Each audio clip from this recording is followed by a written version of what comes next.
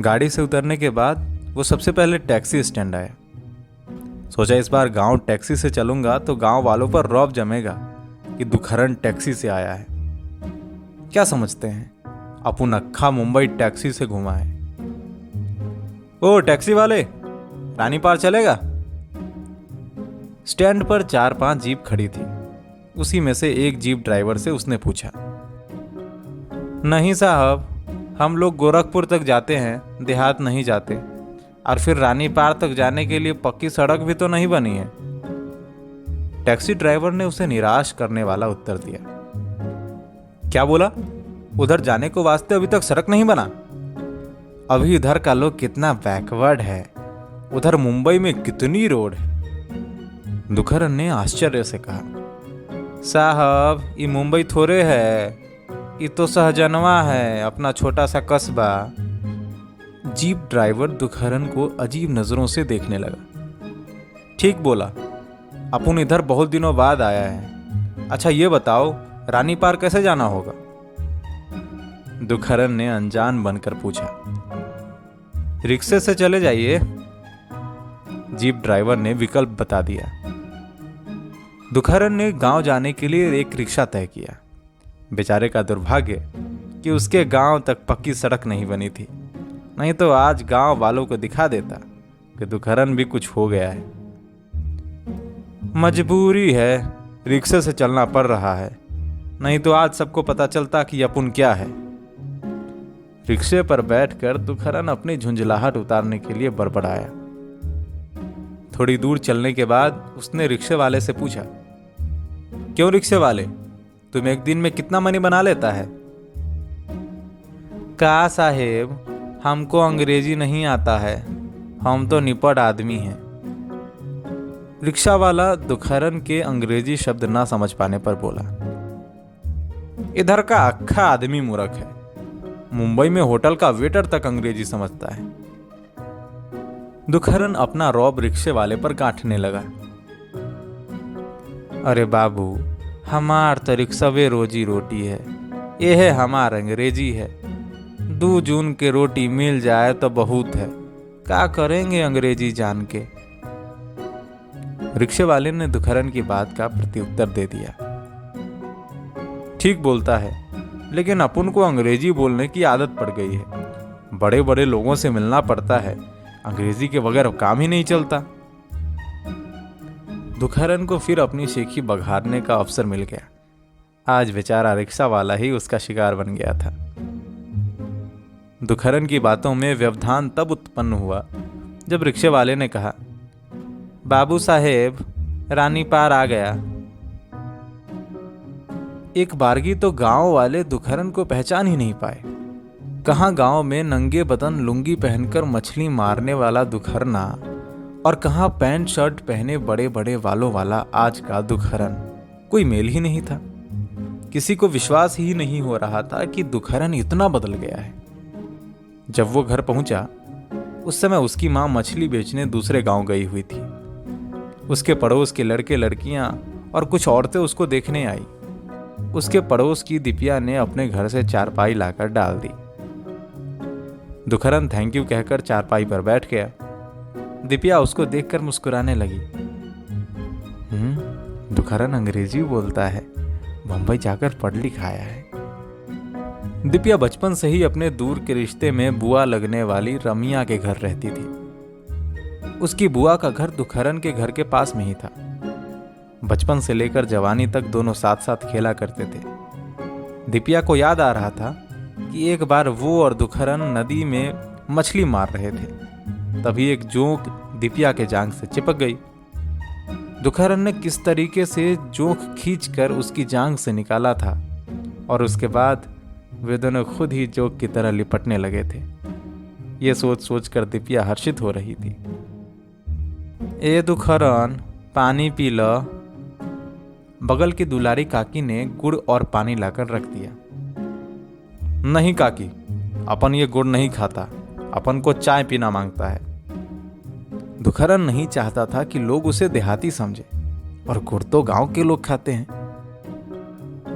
यहाँ चाह कहाँ मिली बेटा, चाह तो गांव के चौराहा पर मिल पाई। दुलारी काकी ने चाय के बारे में दुखरन को बता दिया। कोई बात नहीं, मुझे प्यास नहीं लगी है। दुखरन ने बात को टालने की कोशिश की। प्यास से उसका गला सूख रहा था, लेकिन उसने अपनी अकड़ में पानी नहीं पी। दुखरन इन लोगों से बात नहीं करना चाहता था। इन लोगों से बात करके अपन का स्टैंडर्ड ही लो होगा। गांव की औरतें और दिपिया उसे देखकर मुस्कुरा रही थी। कुछ देर बाद उसने ही दिपिया से पूछ दिया, दिपिया, तू आजकल यही कर रही है क्या? ये अपने वो मर्दे के साथे नाही रहल चाहत बा। कौनो बढ़िया लड़का देख के दूसरा के घरे करे के बा। दिपिया की बुआ ने दुखरन को बता दिया। घबराओ नहीं, अगर तुम तलाक मांगता है तो मैं तुमको तलाक दिलवाऊंगा। उधर बंबई में बड़ा बड़ा वकील अपन का दोस्त है, अपन सब कानून जानता है। दुखरन ने अपनी बिरादरी के सीधे साधे लोगों पर प्रभाव जमाने के लिए दिपिया को तलाक दिलाने का भी ठेका ले लिया। दुखरन की बात सुनकर सारी औरतें खुसुर फुसुर करने लगी। हैं, लगता है दुखरन बहुत बड़का अफसर हो गया है। बड़की काकी का तो दिने न लौट आया। दिपिया तो मन ही मन खुश होने लगी थी कि उसका दुखरन अब सब ठीक कर देगा। इधर दुखरन के आने की चर्चा उसके पूरे गांव में फैल गई। केवट और मल्लाह बिरादरी के लोग गांव भर में घूम घूम कर प्रचार कराए कि उनकी जाति का दुखरन बंबई में कोई अफसर हो गया है। शाम को उसकी मां घर पर लौट आई। मां को देखते ही दुखरन खड़ा हो गया। तुम दिन भर किधर को था? मैं कब का घर आया हूं, तेरे को कुछ खबर है? कब अइला बेटा? पानी वाली पीला कि नहीं? आज मछली बेचे में देर हो गई। उसकी मां ने बड़े ही सहज भाव से पूछकर उसकी बात का उत्तर दिया। देखो, ये मछली वछली बेचना बंद करो, तू तो मेरा इंसल्ट करा देगा। दुखरन अपनी मां के उत्तर से नाराज हो गया। अरे बाबू, ई का बोलत बाड़े? हमरे तो कुछ समझे में नहीं आवत बा। दुखरन की मां आश्चर्य से दुखरन का मुंह देखने लगी। तुम मूर्ख का मूर्ख ही रह गई। घर के अंदर चलो, अपन थका है, अभी रेस्ट कर लेगा, बाद में तेरे को मैनर समझाएगा। दुखरन अपनी मां पर गर्म होने लगा। अंदर जाकर दुखरन कपड़ा बदलकर चारपाई पर लेट गया। अंधेरा होने लगा था। उसकी मां खाना बनाने की व्यवस्था करने लगी। दूसरे दिन दुखरन अपनी वर्दी पहनकर और हाथ में डंडा लेकर गांव की परिक्रमा पर निकला। दिपिया ने उसे देखा तो समझ गई दुखरन कोई पुलिस का अफसर है। केवट और मल्लाह टोला के लोग भी खुश हो गए कि अब पंडित और यादव हमको सता नहीं पाएंगे। अगर मारेंगे या सताएंगे तो दुखरन उन सबको बंद कर देगा। दुखरन भी अपने रोब में डंडा खटकाते हुए पूरा गांव घूम आया। दोपहर को जब दुखरन लौट कर आया तो उसकी मां, जो खाना बनाकर उसका इंतजार कर रही थी, पूछी, ए बाबू, कहाँ चल गल रहला? कब्बे से खाना बना के अगोरत हैं। मदर, ये तुम क्या बोलता है? रहली गईली अपन को बिल्कुल समझ में नहीं आता। दुखरन अपनी मां पर गरजा। ए बाबू, हम जौन बोलत बानी तू ना ही समझत बाड़ा। उसकी मां ने दुखी स्वर में पूछा। एक बार बोल तो दिया कि नहीं? दुखरन तमतमा कर बोला। कैसे भूल गईले? यही जन्म लिहले, यही बड़का भइले, आ यही के बोली भूल गईले। उसकी मां आश्चर्य से उबर नहीं पाई। लगता है तुम अपन का इंसल्ट करने पर लगा है। सोचा था इस बार तुमको बंबई ले चलूंगा, पर तुम तो मेरे माफिक बोलना ही नहीं जानता है। दुखरन अपनी मां पर फिर बरसा। उसकी मां चुपचाप उसका मुंह देखती रही। उसे तो दुखरन की बात बड़ी अजीब लग रही थी। उसे विश्वास ही नहीं हो पा रहा था कि ये सब उसका दुखरन बोल रहा है। उसे लग रहा था कि जैसे वो अपने बेटे से नहीं, किसी अजनबी से बात कर रही हो, जो उसके समाज, उसके घर और उसकी मिट्टी से अलग का व्यक्ति हो। दूसरे दिन दोपहर को दुखरन जब खाना खा रहा था तो अपने घर के सामान के पीले सरसों के फूल को देखकर अपनी माँ से पूछने लगा, अच्छा मदर, बताओ वो जो पीला पीला फूल दिखाई दे रहा है किस चीज का फूल है? दुखहरन की माँ ने उसे दुख भरी नजरों से देखा कि दुखहरन अब गेहूं, सरसों और मटर को भी भूल गया है। उसका पूरा बचपन इन्हीं खेतों में गुजरा है। फसल बोने से लेकर काटने तक दुखहरन खेतों में कितनी मेहनत करता था। लगता है दुखहरन पर किसी ने जादू टोना कर दिया है जो सब भुला गया। हे काली मैया, हमरे बाबू के ठीक कही दा, तोहरे थाने 2 रुपया के कपूर जलैबे।